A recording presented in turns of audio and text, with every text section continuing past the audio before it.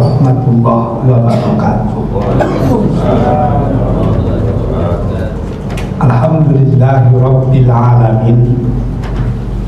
Wassalatu wassalamu ala asrafil anbiya'i wal mursalin wa ala alihi wa ashabihi ajma'in. Asyhadu an la ilaha illallah wa asyhadu anna Muhammadan abduhu wa rasuluh la nabiyya ba'dah. Allahumma sholli ala Muhammad wa ala ali Muhammad. Bapak, ibu-ibu, hadirin dan hadirat yang dicintai Allah, hari ini kita masih berada di awal bulan Muharram. Artinya kita berada di awal tahun baru Hijriah 1448 Hijriah. Begitu tahun berganti, artinya umur kita bertambah. Begitu umur kita bertambah, maka jatah hidup kita di dunia ini semakin berkurang. Oleh sebab itu, bagi sebahagian orang, pergantian tahun itu sangat menyedihkan, bukan menggembirakan. Karena itu pertanda batu kilometer kehidupannya menuju kematian itu sudah semakin dekat. Kalau ada orang yang bangga dengan pergantian tahun, berarti bangga dia menuju kematian. Yang bangga menuju kematian itu sesungguhnya hanya mereka yang betul-betul sudah siap untuk mati.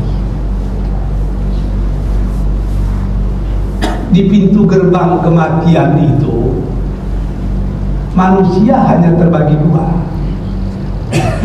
Ada wujuhu yauma izin na'imah, ada wujuhu yauma izin khasyiah.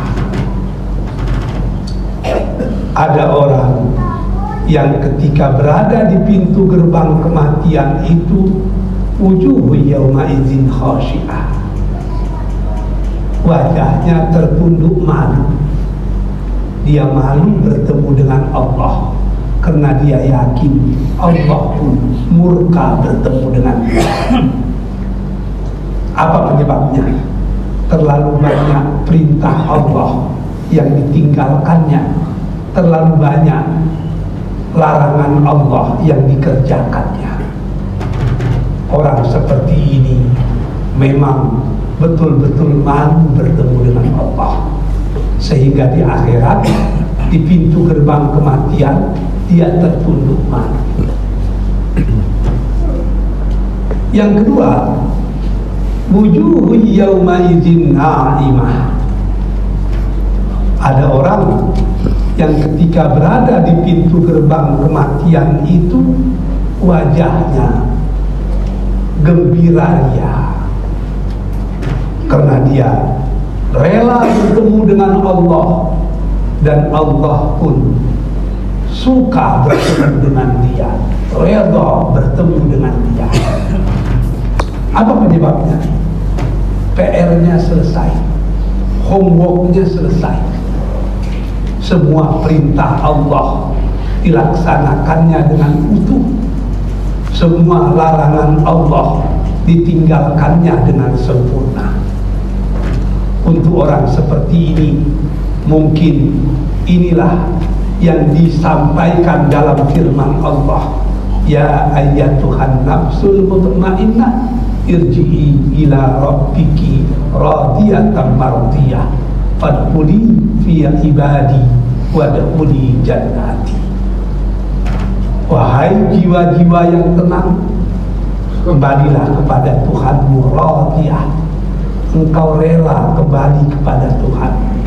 Mardiyah, Allah pun rela menerima engkau kembali.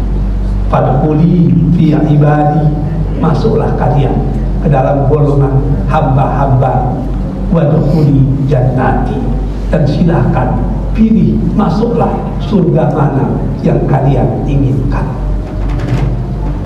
Artinya apa itu?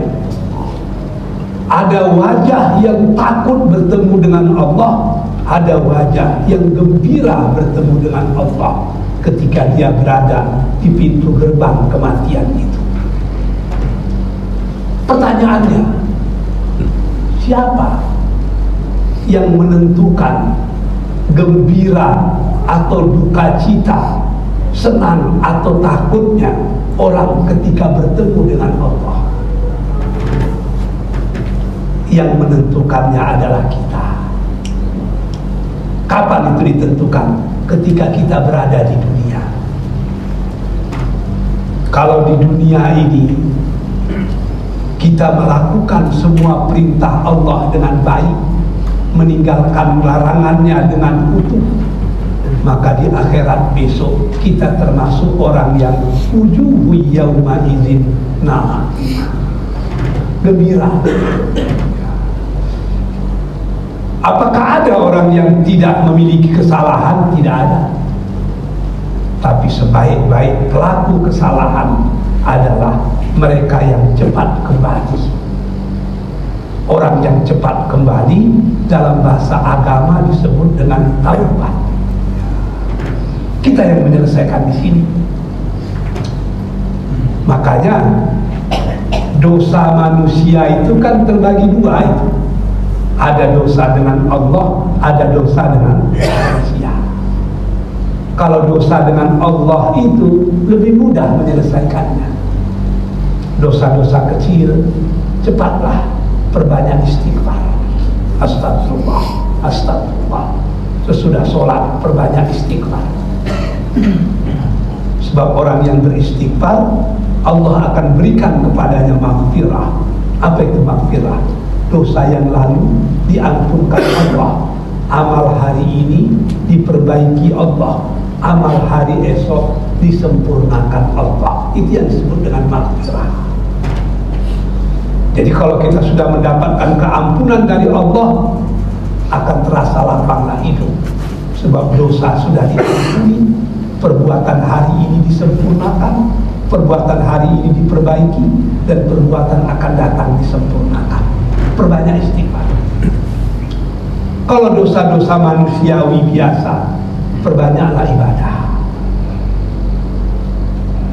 perbanyak sholat sunat, perbanyak bersedekah, teruslah berpuasa.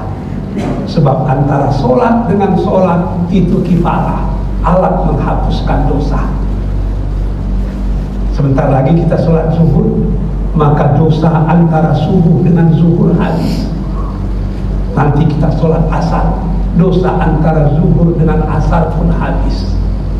Ketika Rasul menyampaikan itu, sahabat terkejut, ya Rasulullah, kalau demikian, kalau kami sholat 5 kali, tidak ada lagi dosa pada tubuh kami. Rasul menjawab dengan jawaban yang sangat filosofis. Kata Rasul, kalau di depan rumahmu ada telaga yang airnya sangat jernih, lalu kau mandi di situ 5 kali sehari semalam, ada nggak daki di tubuh? Sahabat bilang, kalau udah mandi 5 kali tentu tidak ada daki.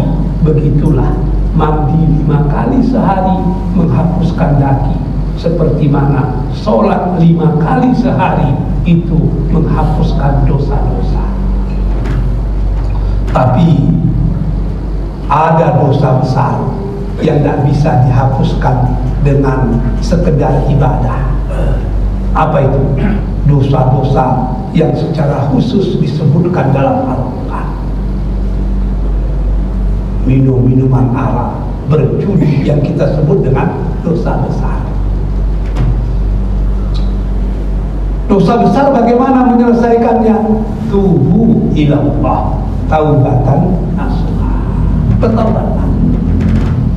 Sebab masa lalu kita kadang-kadang banyak yang masa lalu jahiliyah, ilmu tidak seberapa, tapi godaan luar biasa, sehingga tanpa kita sadari kita terjebur ke dalam dosa. Berjudi tidaklah, tapi masang nomor buntui lain dosa besar. Minum whisky tidak, tapi minum tua ada sekali-sekali dosa besar. Tapi sudah terlanjur, sekarang baru punya ilmu, sekarang baru sadar, bagaimana itu? Taubatlah. Kata Allah dalam hadis kursi, kalau hamba datang kepadaku dengan dosa sebanyak lapisan bumi, la ubali, aku tidak peduli, aku akan ampunkan juga. Kalau hambaku datang kepadaku dengan dosa memenuhi lapisan langit, la ubali, aku tidak percaya, aku tidak peduli itu, akan ku ampunkan juga. Asalkan mereka bertaubat secara sungguh dan mereka tidak menserikatkan aku dengan yang lain. Artinya kasih sayang Allah itu jauh lebih luas dari kemurkaannya. Dalam hadis qudsi yang lain dikatakan, kalau hamba datang kepadaku sejengkal, ku jemput dia sehasta. Kalau hambaku datang kepadaku berjalan, ku jemput dia berlari. Artinya semakin dekat kita kepada Allah, semakin akrab Allah kepada kita. Yang paling berat itu adalah dosa syirik. Itu tidak bisa diampunkan Allah. Jadi kalau di antara bapak-bapak masih ada menyimpan tangkal menangkal, jimat menjimat, capak-capak buang, itu berat itu. Kalau mati dalam keadaan memegang itu directly enter to the hell. Itu langsung masuk neraka. Sebab kadang-kadang budaya kita ini kan budaya dekat dengan syirik. Bahkan ada kawan saya di Departemen Agama Pusat bilang itu, ada di antara kawan-kawan yang untuk eselon 3 aja pergi ke dukun itu. Wah, berat sekali. Yang pergi ke dukun S3, dukunnya SD pun nggak tamat, mana jalannya. Tapi begitulah, syirik itu sangat candu. Bilal kita Abang Ali ini lama tinggal di Padang Panjang. Dulu ketika dia muda-muda, banyak anak gadis yang suka dengan dia. Begitu dia suka dengan anak gadis, ditolak pula. Karena dia orang karo, maka dia punya falsafah cinta ditolak, dukun bercinta. Maka dipelajarinya lah mantra-mantra di Sumatera Barat. Di antara mantra yang dihafalnya itu adalah duduk merokok di Batang Syria, duduk bajuntai di Batangan, kok dak talok di Bekasi, si Jundai dia datang keluar. Itu syirik itu. Tapi ada jalan keluarnya. Apa itu? Tinggalkan perbuatan syirik, kembalilah ke jalan yang benar, taubat nasuha. Yang paling berat sesungguhnya adalah dosa dengan manusia. Itu yang paling berat itu. Sampai bungkuk kita bertaubat. Kalau kita tidak meminta maaf kepada orang yang kita lukai jiwanya, yang kita punya dosa kepadanya, maka Allah tidak ikut campur. Sampai berubah kita bertaubat. Sementara kita punya hutang piutang dengan orang, tidak kita bayar hutang piutang itu, Allah tidak ikut campur. Makanya kalau punya hutang, bayarlah. Belum mampu membayar, berniat untuk membayar secara sungguh-sungguh. Kalau kita punya niat yang ikhlas untuk membayar hutang, tapi kita tidak punya kemampuan, di akhirat nanti Allah yang akan membayar. Tapi sebahagian orang tidak. Begitu banyak punya hutang, bukan berupaya untuk membayar, bukan berniat untuk membayar, tapi justru memperbanyak sholat tahajud. Selesai sholat dia berdoa agar orang yang meminjamkan hutang kepadanya lupa dengan hutang tersebut. Jadi harus ada upaya.